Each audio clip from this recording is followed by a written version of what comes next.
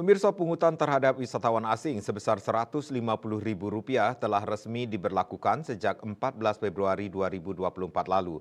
Diharapkan penggunaan dana pungutan wisatawan asing ini tepat sasaran serta digunakan untuk membenahi infrastruktur serta fasilitas penunjang pariwisata.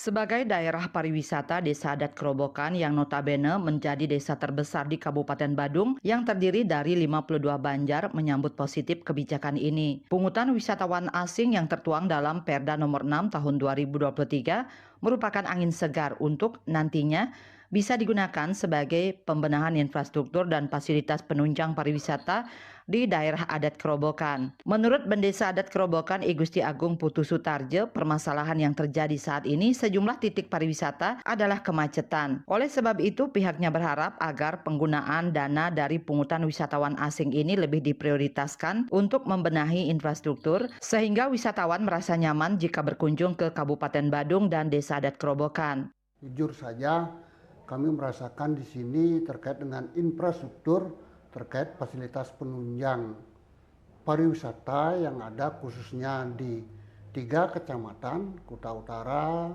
Kuto, dan Kuta Selatan itu belum maksimal kami lihat, sehingga masih ditemui bahwa kemacetan-kemacetan yang ada, sehingga berharap ke depan apabila kemacetan-kemacetan itu terus menerus ini dilihat oleh turis yang datang khususnya ke Bali dan khususnya lagi di Kabupaten Badung, maka mereka akan ada titik-titik kejenuhan, sehingga mereka juga akan mengalihkan pikiran, mengalihkan perhatian untuk mencari destinasi wisata yang lebih bagus daripada Kabupaten Badung.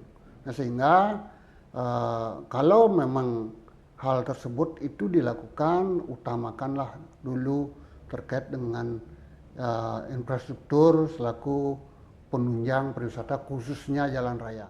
Selain itu, pihaknya juga menyoroti semrawutnya kabel-kabel yang merusak pemandangan di jalan. Hal ini tentu merusak keindahan Bali sebagai destinasi wisata dunia, sehingga diperlukan penataan yang lebih maksimal.